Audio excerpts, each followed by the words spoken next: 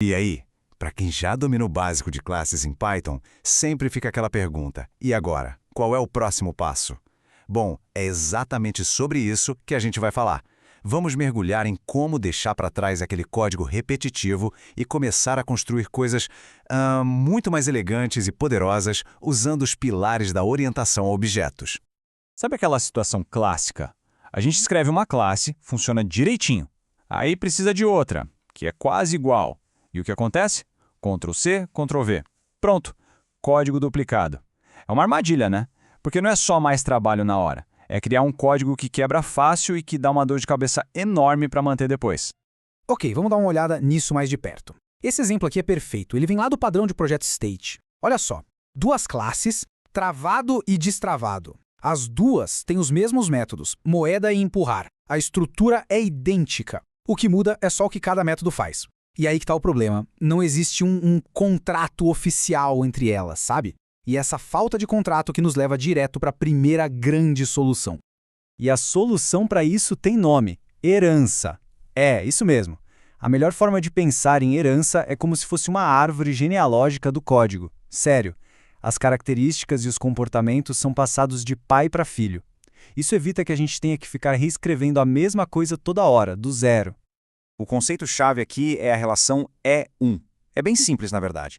Pensa assim: um cachorro é um animal. Um gato também é um animal. Faz sentido, né? Então, a classe animal vira o que a gente chama de superclasse, a classe mãe. É ela que define tudo que é comum. E aí, cachorro e gato são as subclasses. As filhas, elas herdam tudo da mãe animal e, claro, podem ter suas próprias particularidades. E em Python, fazer isso é super limpo. Olha a sintaxe. Para cachorro herdar de animal, é só colocar animal ali entre parênteses. Simples assim. Mas tem um detalhe fundamental aqui. Essa linha, super.init com um nome. O que exatamente ela faz? Bom, para entender isso, é preciso conhecer a ponte que liga a classe filha com a classe pai. Essa ponte é a função super. É ela que faz a conexão direta da classe filha com a classe pai. É o jeito certo, o jeito seguro de garantir que a lógica da classe pai vai ser executada, principalmente o construtor dela, o famoso underline, underline, init, underline, underline. Então, como é que isso funciona na prática? É bem lógico. Quando um objeto cachorro é criado, o init dele é acionado. A primeira coisa que esse init faz é chamar o supercontrib para acionar o init da classe animal. Assim, a gente garante que o nome do animal, que é a parte comum, seja configurado direitinho. Só depois disso é que ele continua com a lógica própria do cachorro, tipo, definir a raça. Ok, agora que já entendemos como criar essas famílias de classes, vamos falar de um verdadeiro superpoder que a herança nos proporciona: o polimorfismo. É um nome chique, mas a ideia é incrível.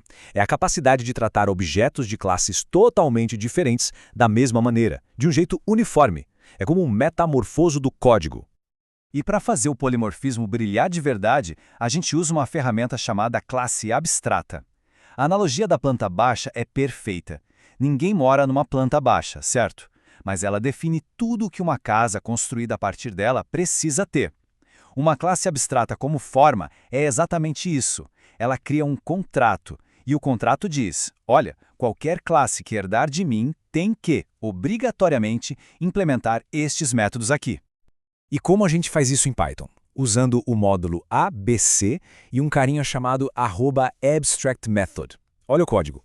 A classe forma herda de ABC e o método área dela está marcado com esse decorator, @abstractMethod. O que isso quer dizer?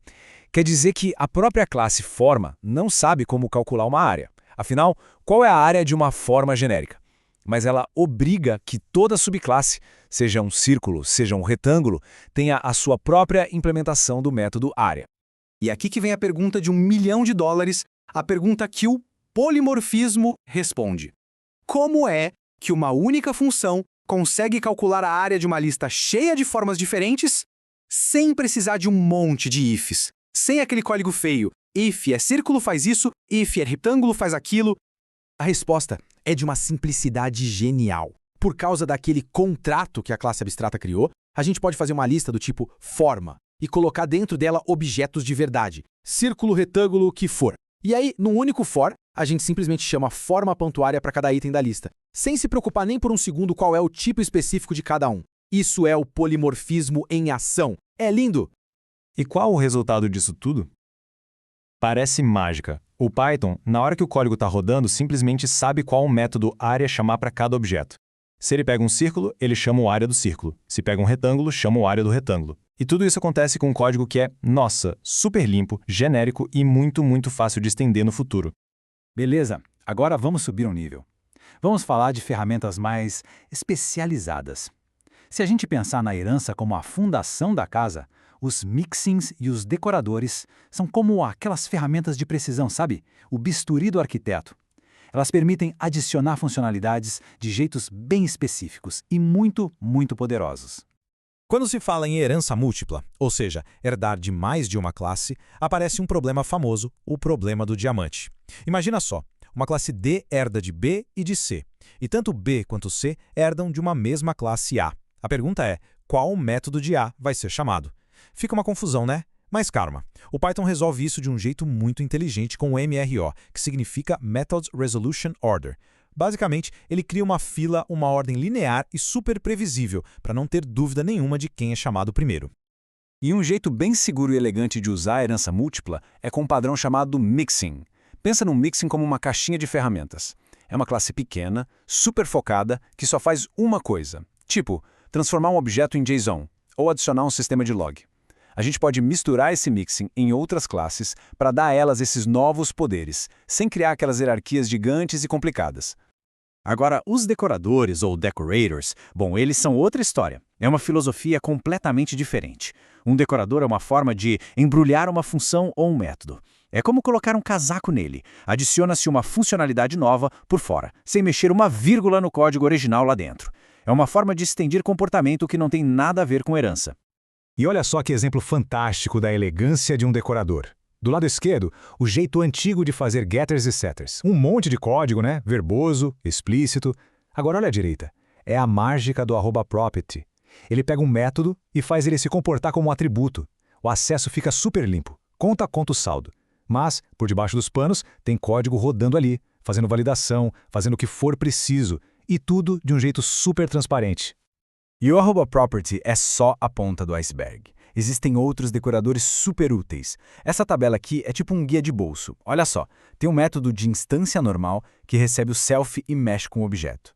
Tem o @classMethod, que recebe a classe, CLS, e é sensacional para criar os tais factory methods.